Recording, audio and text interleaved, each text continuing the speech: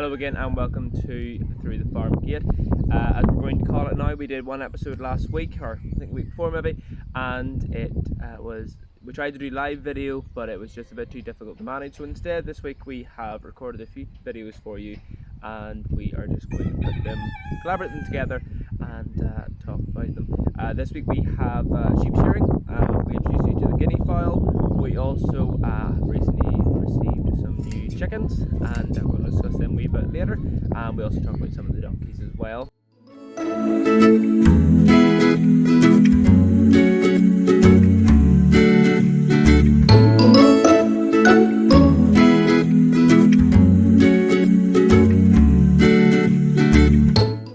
So anyway, without further ado, we will begin.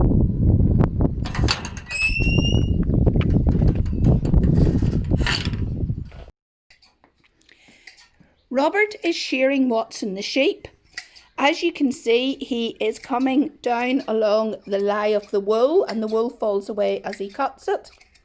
We're doing this with hand shears. The modern way would be to do it with electric shears, and some of those men that use the electric shears are fantastic. They can do a sheep in under a minute. Robert can do one in under 2 hours. With breaks. With breaks. Now, having said that, he's still getting the fleece off. The reason that we shear the sheep is for health reasons. The fleece, if it gets wet, you could find that you will have flies, etc., laying their eggs in it, which will form maggots, and maggots eat flesh.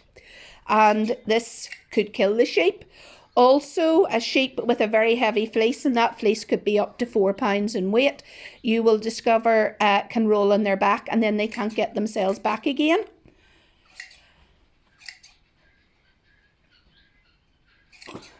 Sheep, as you can see, have a very thick outer coat of fleece, which is the darker fleece, and then they have a very fine, soft under fleece. This is what people's looking for, and this is the crimping. As you can see, there's crimping in the fleece. And what we will do with these fleeces are, we will take them and we will wash them, and we only have the two, so we'll spin the two and we will make woolly hats, etc. for ourselves. But this is more for fun than commercial production.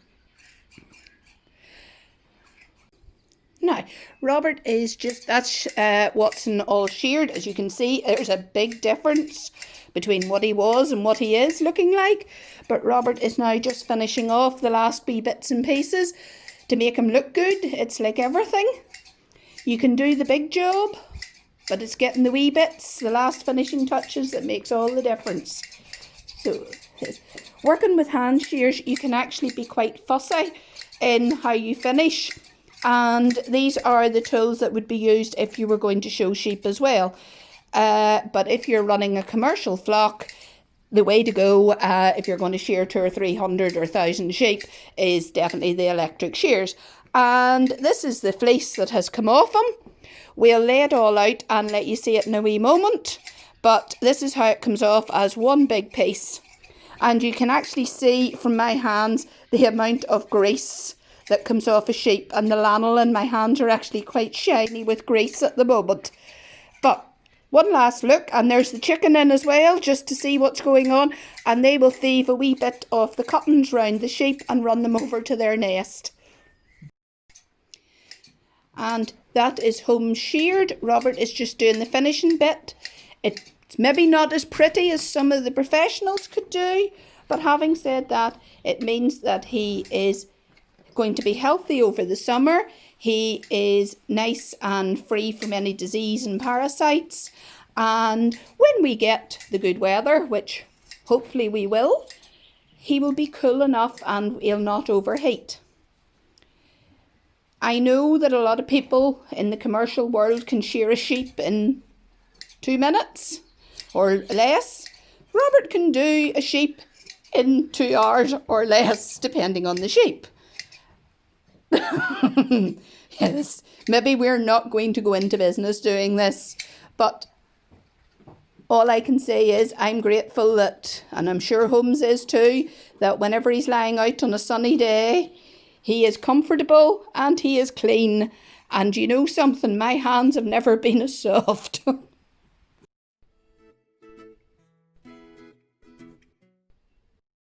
Okay, so we've got the fleece all bagged up into 2 bags there, and on our scales, it's coming in at £20, which is roughly about 10 kilos together. So each of those sheep had about £10 on on their back as they carried about with them, and I'm sure they're quite glad to get that off. Aren't you, boys? Yes. Hello there. Without we introduce you to our chickens, these are some of our lovely ladies here. There's 2 of, what are they, Tristan? I think they're, we're not too sure. Well, anyway, we know this is Lucifer. He's our rooster. And we're going to introduce you to some of our new arrivals. So we recently got a bunch of ex-battery hens.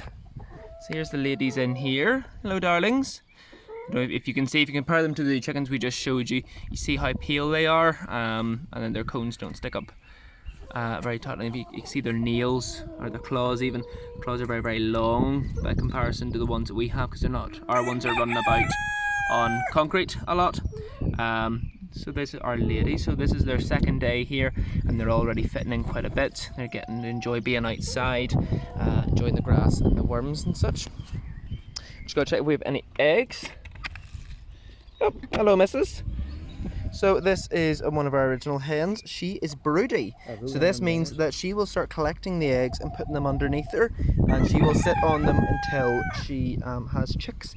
Now, unfortunately, because the battery hens are only in, their eggs will not be fertilized yet, so there's no point in her sitting on them. So what we're going to do is we're going to order in some eggs that are fertilized with specific breeds, and we'll pop them underneath her and let her raise them. As you can see, we have 1 egg here, and if she allows me to move her over, see, she protests. Excuse me, missus. See, we have a wee bunch of eggs there already, including the green one. We're actually getting so many eggs now, we may have to start an honesty box. But oh, those are our chickens, and hopefully you will enjoy that.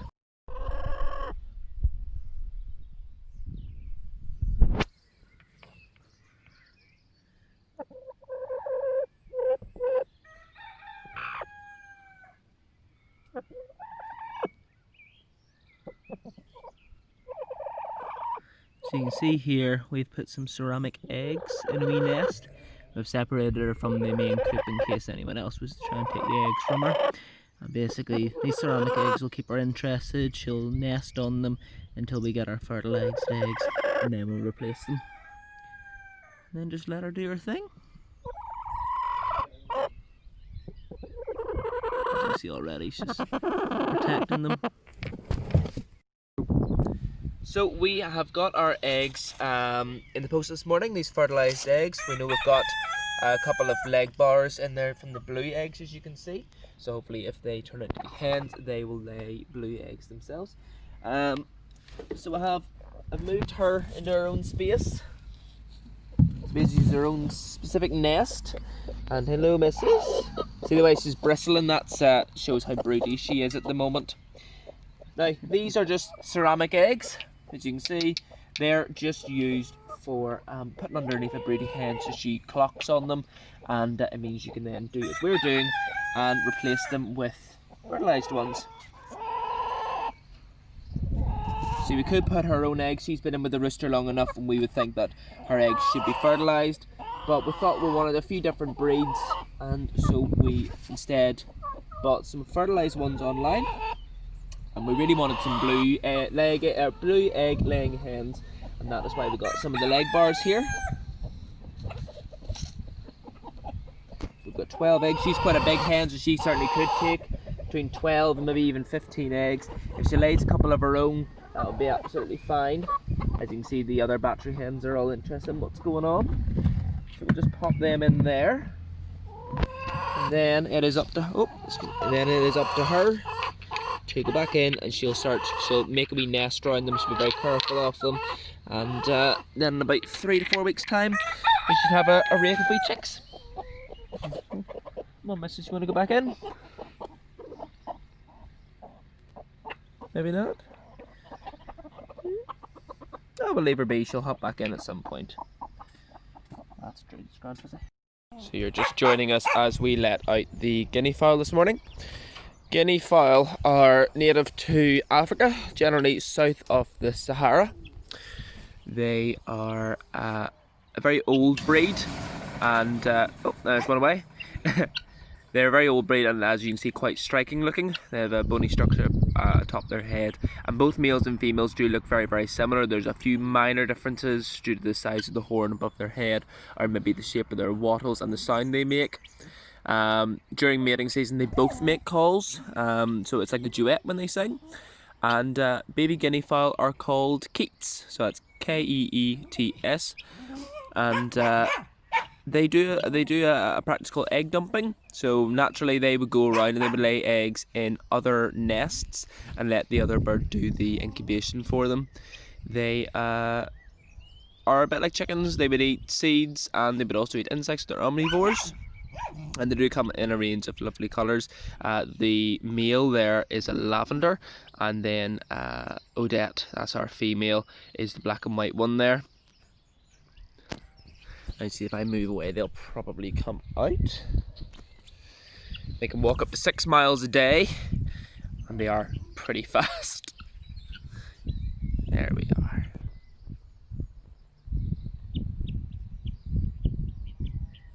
They're really quite noisy birds.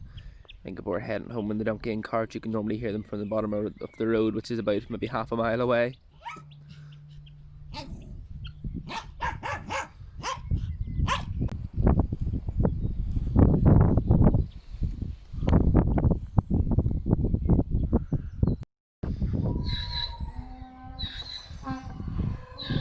So I thought we'd introduce you to some of the other donkeys this week.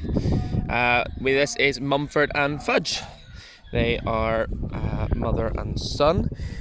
Problem is with these two, they're that friendly when you try to take a video, they're right up on top of you. Yeah. So Fudge is 11 years old. She's one of our own breeding females. She was our original donkey called Muffin.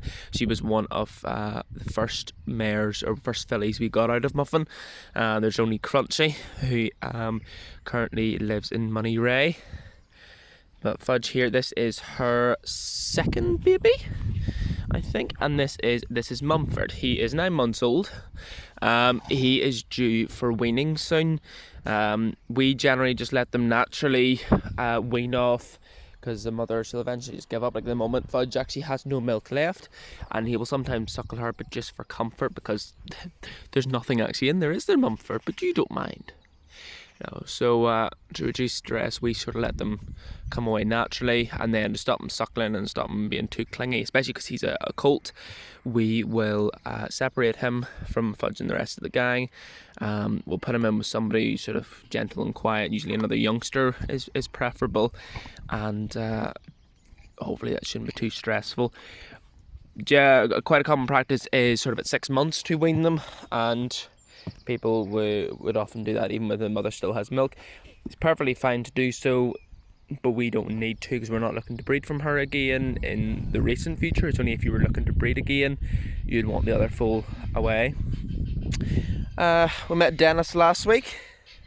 Dennis. And we also met Peanut as well. These are our 2 main therapy donkeys. They would visit nursing homes and schools. And we also met Tinkerbell.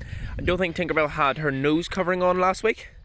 So basically, it's a bit ratty looking now, but we would make her and her mother Pixie nose coverings because she has a little pink nose. Let me look. She's a wee pink nose that is actually very subject to getting sunburnt. So what we do is we create a little nose covering to attach to her head collar to keep the sun off it. She's not as fortunate as Portia, which is over here. I think we'll go and visit Portia. Oop. As you can see, it's not overly warm today, but they are quite relaxed. Morning, Portia. Hey, Portia. Portia's one of our own foals as well. She is 3 years old. She's our only donkey that is completely black, as in nose, underbelly, everything is completely black. We have plans for her to be a therapy donkey too. She has visited a couple of nursing homes she just wasn't too keen on the laminate floors.